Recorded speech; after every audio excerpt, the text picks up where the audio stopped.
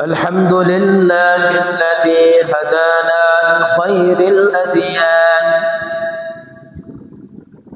وما كنا لنهتدي لولا أن هدانا الله وأكمل لنا ديننا وأتم علينا نعمته ورضي لنا الإسلام دينا فلا نعبد ولا نستعينه إلا إياه ألف بين قلوب أهل الإيمان فأصبحوا بنعمته إخوانا ونشهد أن لا إله إلا الله وحده لا شريك له ونشهد أن سيدنا وسندنا ونبينا وشفيعنا وحبيب ربنا وطبيبنا وطبيب قلوبنا وأولانا ومولانا محمدا عبده ورسوله الذي أرسله الله تعالى كافة للناس بشيرا ونذيرا وداعيا إلى الله بإذنه وسراجا منيرا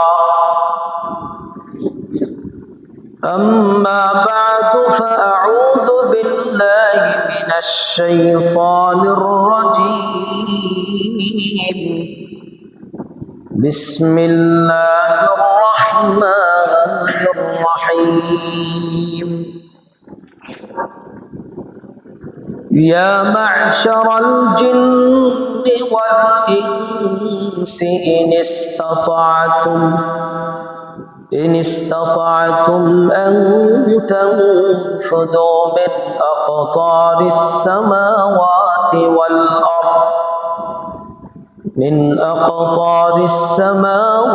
والأرض فانفذوا لا تنفذون إلا بسلطان فبأي آلاء ربكما تكذبان يرسل عليكما شواظ من نار ونحاس فلا تنتصران فبأي آلاء ربكما تكذبان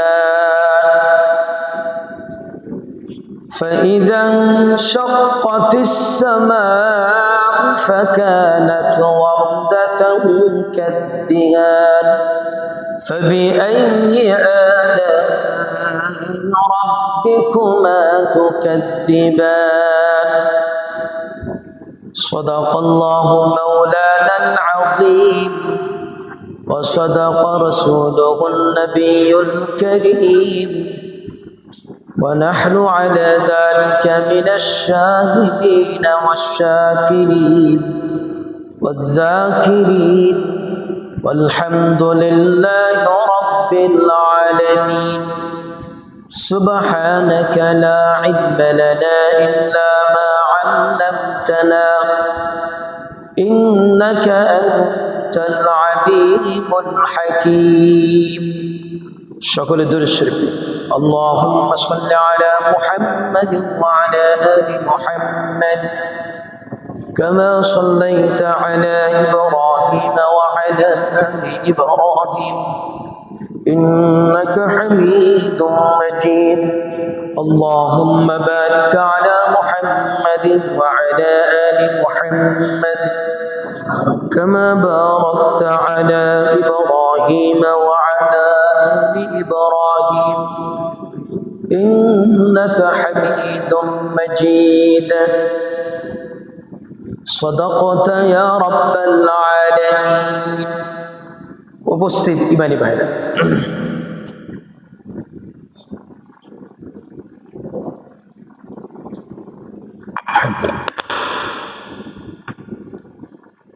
আল্লাহ মহান রব্বুল আলামিনের দরবারে লাখ কোটি শুকরিয়া।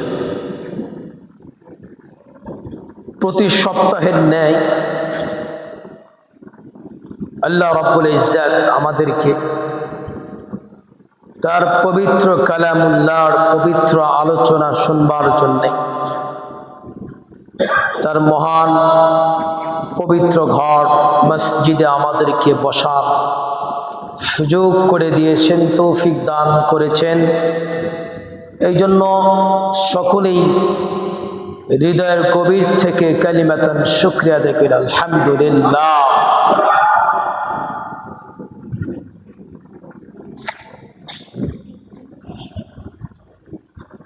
সূরাতুর রহমানের আলোচনা চলছে।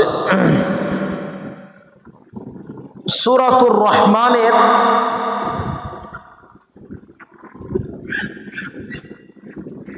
24 থেকে নিয়ে বেশ কয়েকটি আয়াতে কারীম তেলাওয়াত করা হয়েছে।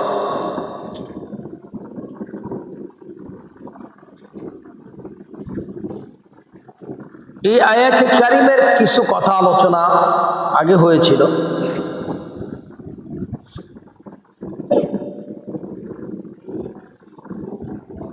রব্বুল ইজ্জত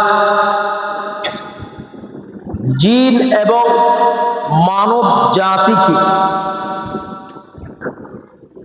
সম্বোধন করে বলেছেন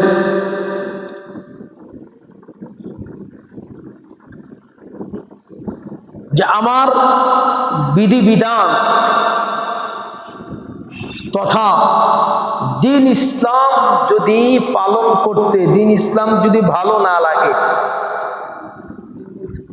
তাহলে আমার আসমান এবং জমিনের যে সীমা আছে সেটার সীমা অতিক্রম করে তোমরা যদি বের হয়ে যেতে পারো, বের হয়ে যাবে। আমরা অনেক সময় যখন পরিবারে সন্তান যখন পিতা মাতার কথা না শুনে অবাধ্য হয়, আমরা করে বাইরে যাও, আমরা বলি কি বলি না, শাসন করি না, বের হয়ে যা, ঘর থেকে বেরো, যা যেখানে বলছে যা। এখন এগুলো বাসা নাই, এখন উল্টা আরো সন্তান বাপেরে বের করে দেয়। ঠিক না বে ঠিক? এটা না, একটা সময় ছিল, একটা সময় ছিল এগুলো গ্রাম অঞ্চল থেকেও উঠে গেছে। মুরব্বীদের এত শাসন ছিল, সমাজে এত বিচার, ন্যায় বিচার ছিল, তেমন ঘুষি কারবার ছিল। আস্তে আস্তে সমাজে হারাম ঢুকে ঢুকে সব জায়গায় 2 নাম্বার।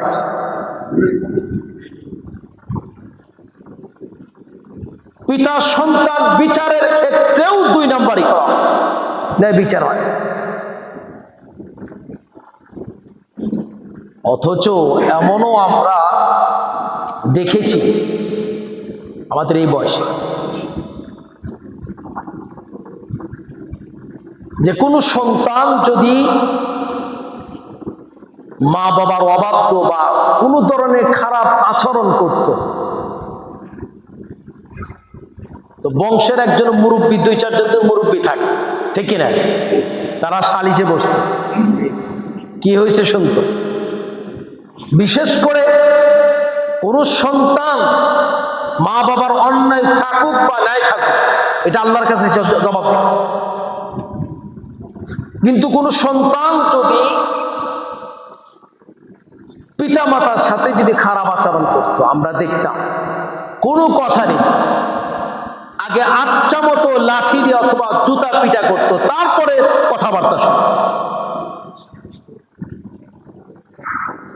যে কথার এই জন্য বললাম যে আল্লাহ তাআলা বলতেছে যে আমার জমিন, আমার আসমান, চন্দ্র সূর্য সবই আমার। পিতাও তো বলে তোরা এত কষ্ট করে ইনকাম করে খাওয়ায়, তোর মা 10 মাস 10 দিন গর্ভে লালন করেছে, কত কষ্ট করেছে।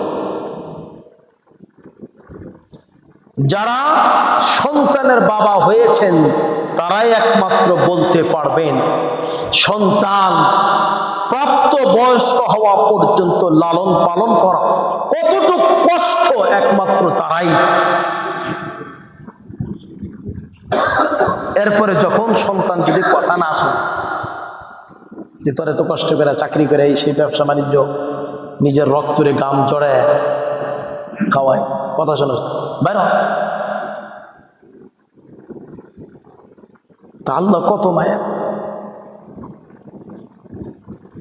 দেখেন আমরা, আপনাদের কষ্ট হচ্ছে সাধারণত, দেখেন সন্তানকে জন্ম দেওয়ার কারণে বা ভাইয়ের সাথে রক্তের সম্পর্ক থাকার কারণে, ভাই বোন রক্তের সম্পর্ক থাকার কারণে, দাদা নাতি নানা নাতি সম্পর্ক থাকার কারণে একজন আরেকজনের জন্য কত মায়া ভালোবাসে, ঠিক না?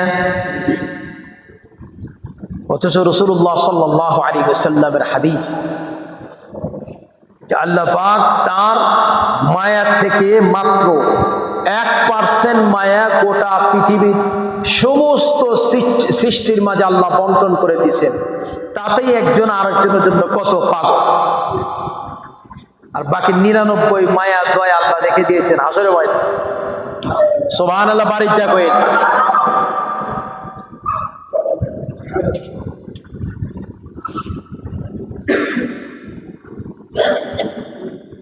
এত মা বাবা কষ্ট সাধনা এগুলো কষ্ট সাধনা করে সন্তানকে লালন পালন করে, আর এই সন্তান যদি পিতামাতার যদি কথা না শুনে অবাধ্য হয়, আমরা কি করি? বাইর আইবি না। আবার এমনও তো বলতো, আমরা শুনছি যে মাও চাচিদেরকে কথা বলা হতো, ওরে যদি খাইতে দেস তোর একদিন আমার একদিন, ঠিক না ভাই? ঠিক, তাহলে তোরও খানা বন্ধ করি। একটা কঠিন একটা শাসন, মুরব্বীদেরকে মানলেও করতো, সম্মান।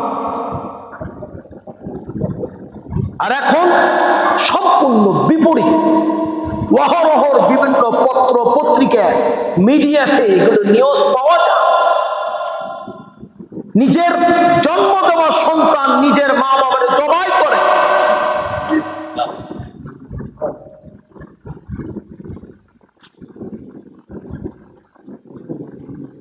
রব্বুল আলামিন বলতেছেন আমি তোর এত মায়া করে লালন পালন করি, খাওয়াই, কারণ সমস্ত সৃষ্টির লালন পালন কর্তা কে? আমরা তো অহরহর নামাজের মধ্যে বলি না আলহামদুলিল্লাহ রাব্বিল আলামিন,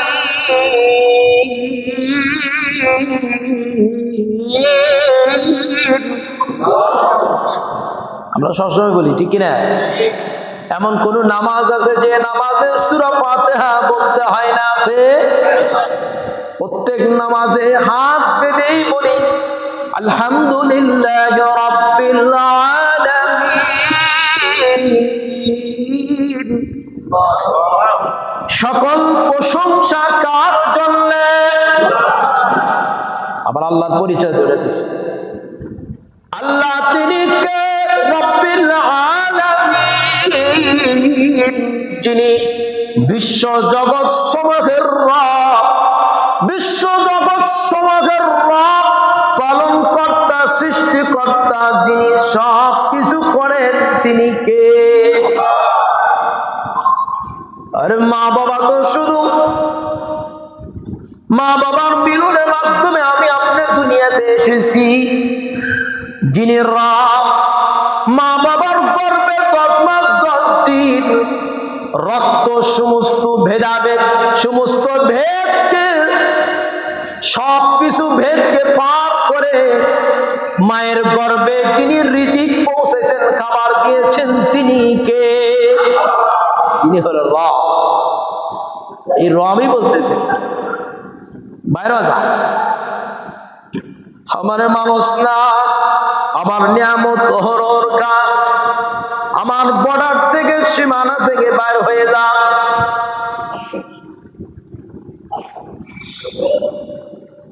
আল্লাহ কইছে, কিন্তু আমরা কত বেহায়া বেলাট। কার জমিনে আছি? কার আসমানে নিচে আছি? ইয়া মাশারাল জিন্নি ওয়াল ইনস ইন ইসতাতা'তুম আন তানফুযু মিন আقطারিস সামাওয়াতি ওয়াল আরদি ফানফুযু লা তানফুযুনা ইল্লা বিসুলতান।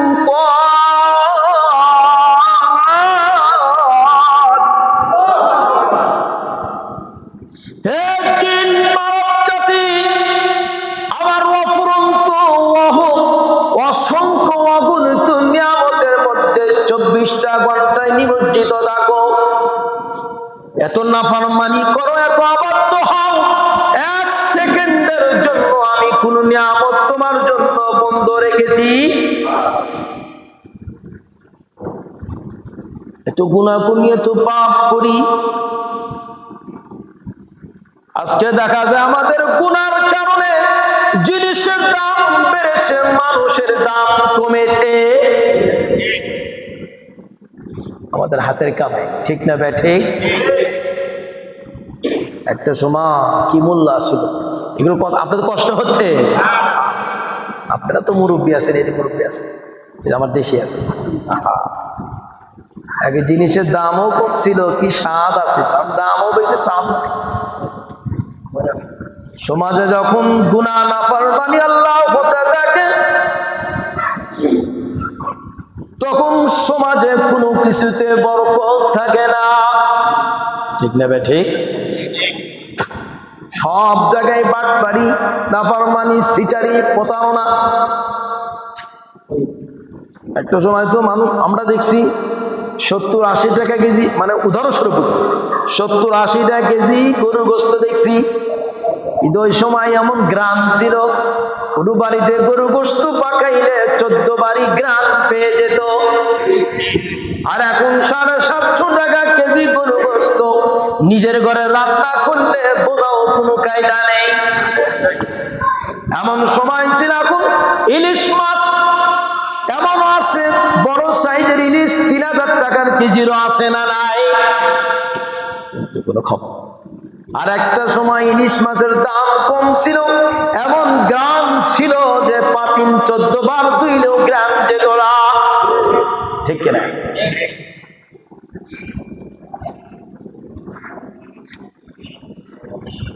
মানুষ যত নাফরমানি করবে, নিয়ামতের কদর তত উঠে। আপনার কষ্ট হচ্ছে? আল্লাহ এই কথাই বলতেছে, আমার নাফরমানি করো, বাইরে যাও।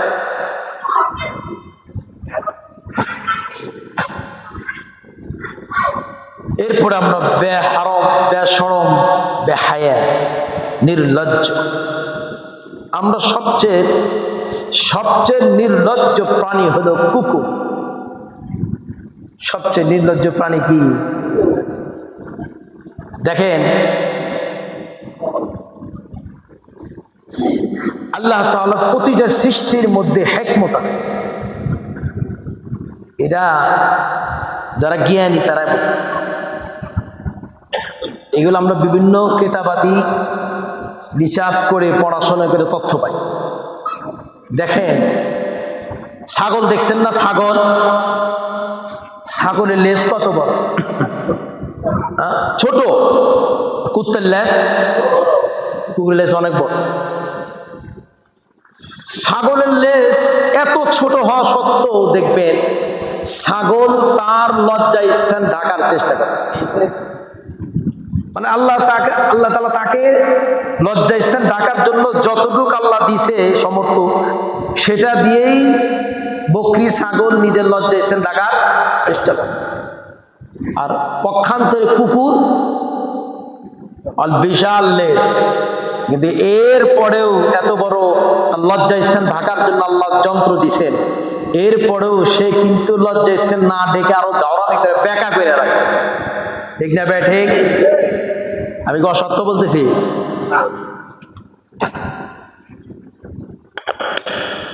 এক, সবচেয়ে নির্লজ্জ প্রাণী হলো কুকুর।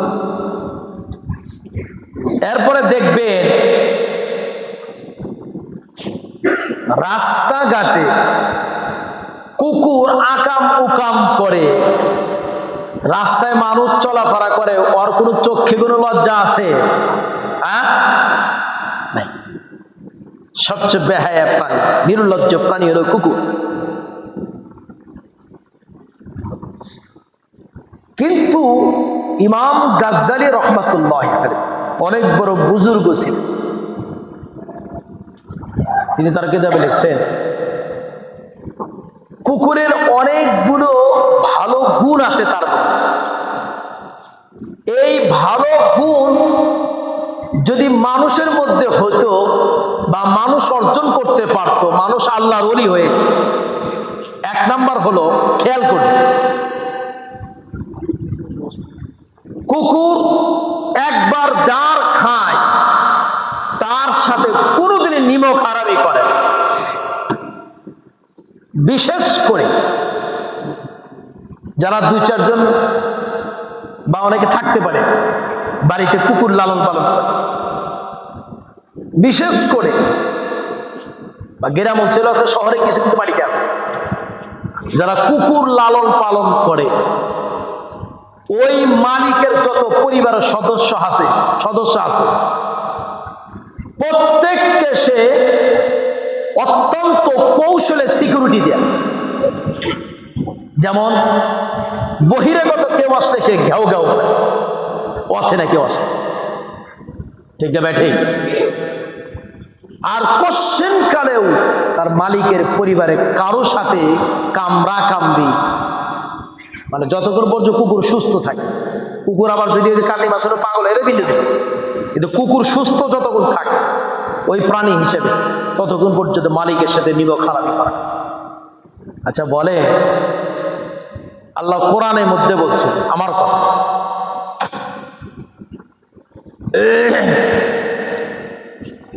ইন্নাল ইনসানা লিরাব্বিহি লাকানুদ। আল্লাহ বলেন আমি নিশ্চয় মানুষকে আমি আল্লাহ বানাইছি, মানুষ বড়ই নিব খারাপ। বলেন বর্তমান সমাজে ভালো মানুষের সংখ্যা বেশি নাকি নিমক হারামের সংখ্যা বেশি? আরো জোরে। আমরা প্রত্যেকে যদি নিমক হারামি না করে যদি শুকুর গুজার হইতাম, আমরা প্রত্যেকে আল্লাহর ওলি হয়ে যেতাম। এই গুণটা আমাদের মাঝে আছে, কিন্তু কুকুরের মধ্যে আছে। 2, কুকুরের আর একটা স্বভাব, সে রাত্রিতে খুবই কম ঘুমায়, রাত্রি জাগ্রত থাকে।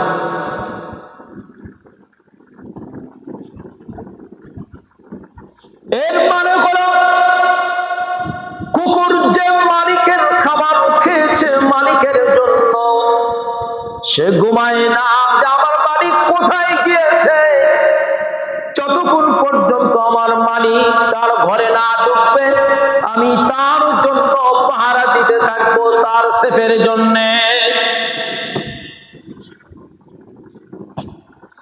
ইমাম গাজ্জালী বলেন কুকুর তার সমস্ত ভালো গুণ, শুধু একটা খারাপ গুণটাই তাকে ধ্বংস করে দিয়েছে, সেটা হল নির্লজ্জতা, বেহায়া। ঠিক মানুষের মধ্যে যখন হায়া, লজ্জা, শরম কিছুই না থাকে, তখন ওই মানুষ যারা সব ধরনের অপকর্ম হওয়া সহজ হয়ে যায়। যেমন মানুষের যখন লজ্জা শরম থাকে না, তখন মানুষ রাস্তাঘাটে বেহায়া ভাবে চলতে থাকে। রাস্তাঘাটে অনেক আমাদের মা বোনেরা অনেকের মেয়ে সন্তানেরা চলে, অনেক সময় বুকে কাপড় থাকে না, ঠিক না বেটি? এটা তো কেউ না কারো সন্তান আমাদেরই তো। কেন? ওইটাই যখন কুকুরের স্বভাব তার মধ্যে এসেছে, বেহায়াপনা, নির্লজ্জতা, তখন সে কুকুরের মতো রাস্তাঘাটে আকাম কুকাম এরকম ভাবে উলঙ্গ অবস্থায় চলতে দ্বিধাবোধ করে না, কারণ তার মাঝে কুকুরের স্বভাব এসেছে, শরম বলতে কিছু নাই, ঠিক না ভাই? ঠিক ঠিক এরকম বহুত আছে।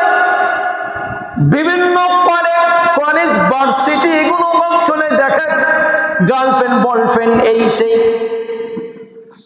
ছেলে মেয়ে অবাধে, কোন বিবাহ শাদী নেই, অবাধে হাত ধরে একজন আর একজন রিক্সায় চলছে, হাত ধরে চলছে, ঠিক না বেটি? এটা কেন? এই কুকুরের স্বভাব হয়েছে। যখন মানুষের মাঝে কুকুরের স্বভাব আসবে, তখন কুকুরের মতো লজ্জা শরম বলতে কিছুই থাকবে না।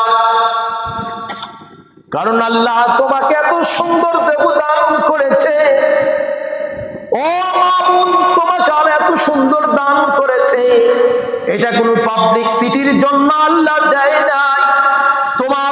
তোমার ইজ্জত, আপনার ইজ্জত হেফাজতের মধ্যে আল্লাহ সম্মান রেখেছে। আর তুমি এটাকে যত পাবলিক সিটি করবে, তোমার ইজ্জত এগুলো সব কিছু কমে যাবে। দেখবেন ভাই, একটা জিনিসের কোন বস্তুর মূল্য যত বেশি হয়, সেটা প্যাকেজিং তত সুন্দর হয়, এইটা ব্যাটারি। আমরা জানি কথার কথা, আইফোন আছে, অনেক দামি জিনিস, প্যাকেজিং সুন্দর। ঠিক মামুন, ইসলাম এত সম্মান দিয়েছে, ইজ্জত দিয়েছে, যে এরা যদি পর্দার মধ্যে হিজাব মেনটেন করে এবং তাদের আপনার ইজ্জত এগুলো যদি সতর এগুলো ঢেকে যদি চলে, তাদের ইজ্জত সম্মান বাড়িয়ে দিবেন কে? এই কথা বলতেছিলাম। পৃথিবীর মানুষ আল্লাহ এই কথা বলতেছেন, একটা কুকুর পর্যন্ত তার মালিকের খেয়ে নাম নিব খারাপি করে না। আর আমি আল্লাহ মানুষকে সৃষ্টির সবচেয়ে সেরা করে আমি বানাইছি, আশরাফুল মাখলুকাত করে বানাইছি, সবচেয়ে সুন্দর করে বানাইছি। মানুষের মতো এত সুন্দর করে আল্লাহ আর কোন জিনিসকে বানাই নাই। লাকাদ খালাকনাল ইনসানা ফি আহসানি তাকওয়িম।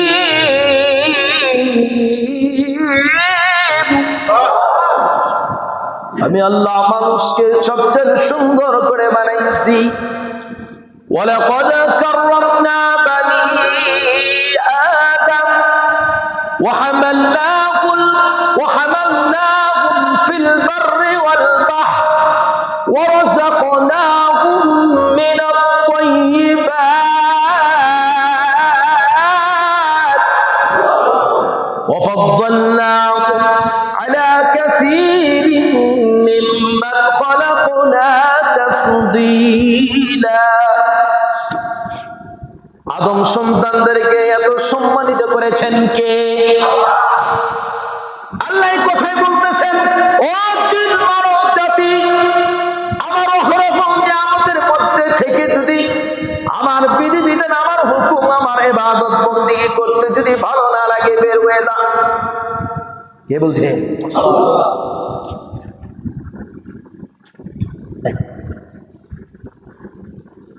দুই নম্বর তাফসীর হলো, আল্লাহ এই কথাটা কিয়ামতের দিন বলবেন, যে কিয়ামতের দিন আল্লাহর হুকুমে প্রথম আসমান ফেটে যাবে।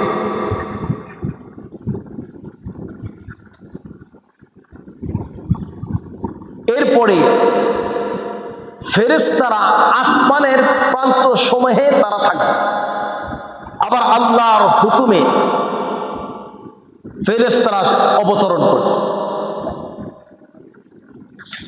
এরপরে দ্বিতীয় আসমান ফেটে যাবে, তৃতীয় আসমান ফেটে যাবে, চতুর্থ আসমান ফেটে যাবে, পঞ্চম আসমান ফেটে যাবে, ষষ্ঠ আসমান ফেটে যাবে, সপ্তম আসমান ফেটে যাবে। তখন সমস্ত ফেরেশতারা একাধারে সারিবদ্ধ কাতার বন্দী হয়ে দাঁড়িয়ে যাবে।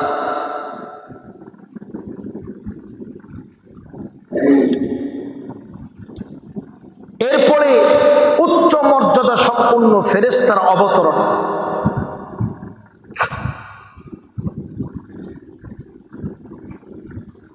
জাহান্নাম থাকবে হাসর ময়দানের বাম।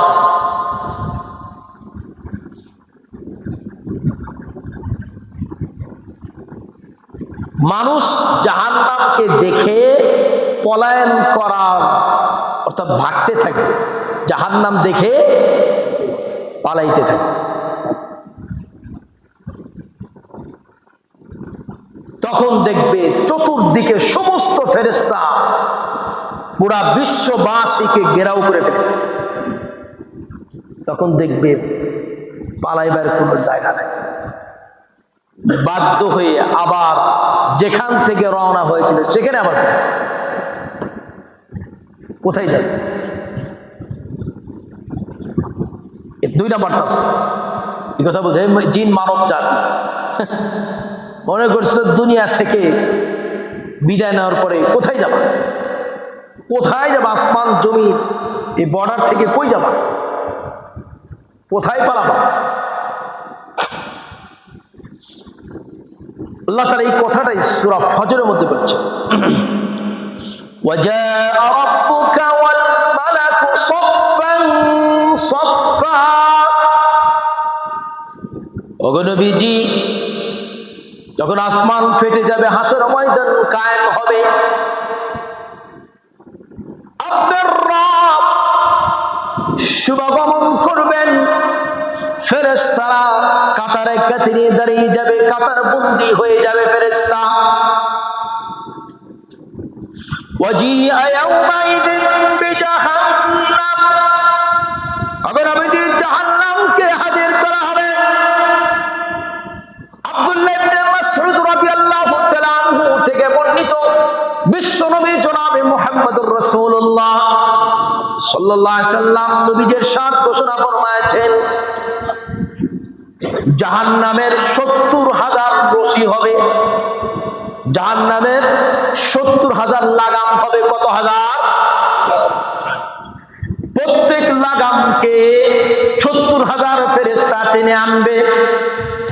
কথাটা বুঝে নবীজি বলেছেন জাহান্নামের লাগাম হবে কত হাজার,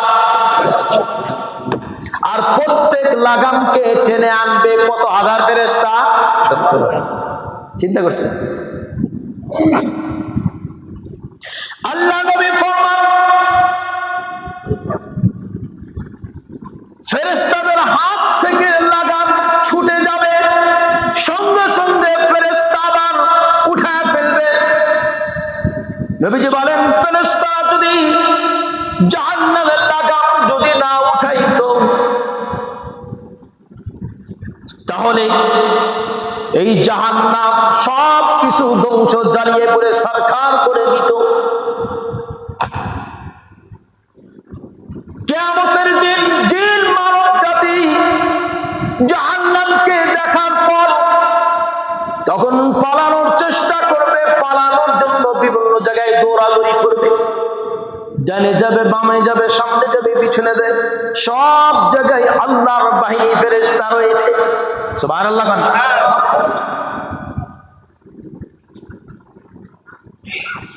এই জন্য দেখেন, আমরা যা করি আর নাই করি চিন্তা ভাবনা করে আমরা কাজ করব। কেন? আমরা অনেক সময় এমন চিন্তা নিয়ে কাজ করি বা নাফরমানি করি, মনে করি কেউ মনে দেখে না। আরে কেউ না দেখলে একজন দেখেন, তিনি কে? শুধু তাই নয়, পৃথিবীর সব জায়গায় আল্লাহর ফেরেশতা দায়িত্বরত রয়েছে। কিরম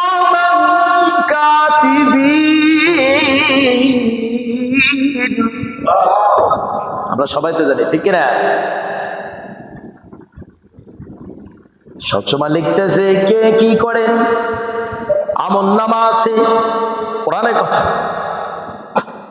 ফাতারাল মুজরিমিনা মুশফিকিনা মিম্মা ফীহি ওয়া ইয়াকুলুনা ইয়া ওয়াইলাতানা, কিয়ামতের দিন আফসোস করবে মুজরিমিন পাপিষ্ঠরা, মা লিহাযাল কিতাব, এ কেমন দফতরে, কেমন আমলনামা, লা ইউগাদিরু সগীরা, এমন আমলনামার যেখানে ছোট থেকে ছোট কোনো বিষয়ে কোনো ছাড়পত্র নেই, সব কিছু লিখে ফেলেছে ফেরেশতা, ওয়ালা কাবীরা, যত বড় পরে সব কিছু, ছোট বড় সব কিছু আমলনামায় দফতরের মধ্যে লিপিবদ্ধ করেছেন কে?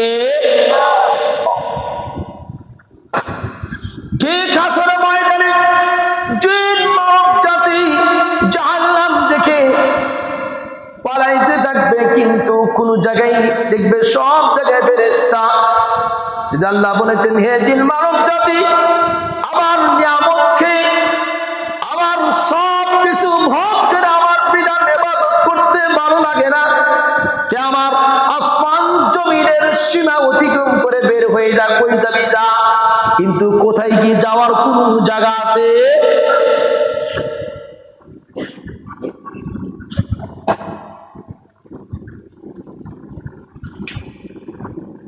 يومئذ يتذكر الإنسان,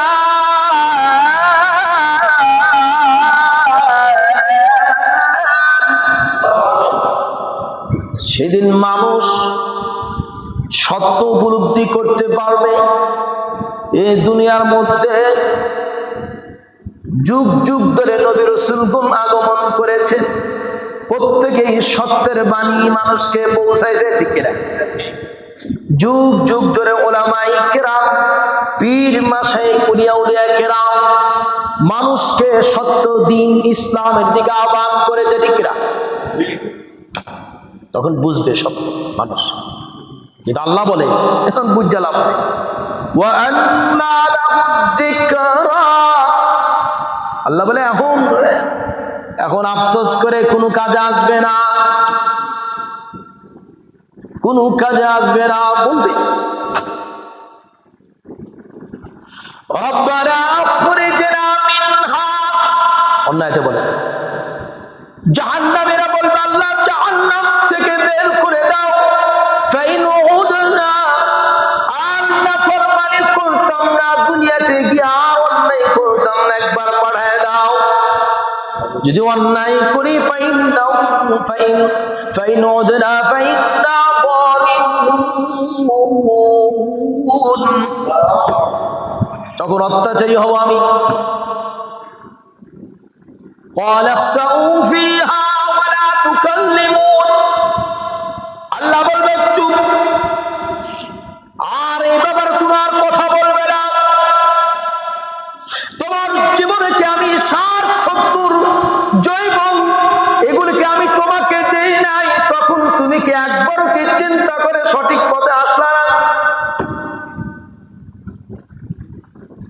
হে জিন মানব জাতি, আমি তোমাদের এত নিয়ামত দান করেছিলাম, এত নিয়ামত কিভাবে আমারে ভুলে গেছো? ইয়া আইয়ুহাল ইনসান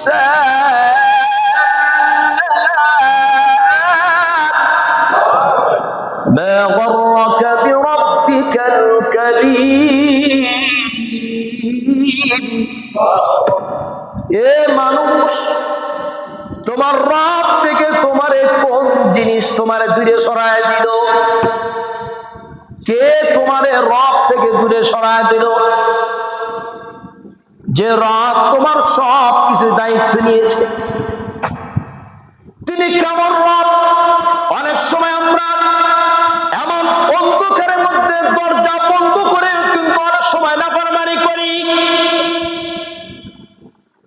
কিন্তু আল্লাহ রাব্বুল আলামিন কত বড় দয়ার সাগর, জানে আমার বান্দার যদি অক্সিজেন যদি না পৌঁছে সে মারা যাবে, কিন্তু গুনাহ করিয়া আমার প্রতি দয়া করেন কে? তিনি হলো রব। জিন মানব জাতি এত নিয়ামত পেয়ে আমার বিধিবিধান ভালো লাগে নাই, যাও আমার বর্ডার থেকে বের হয়ে যাও।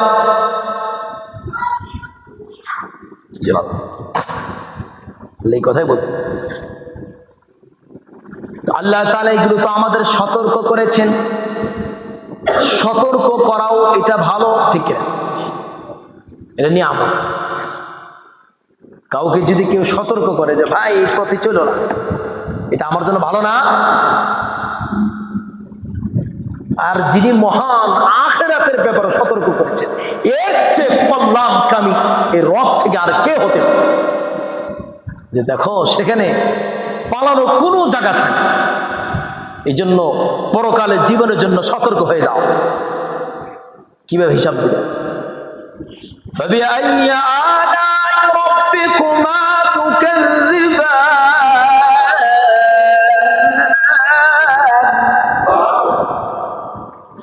فبأي آلاء ربكما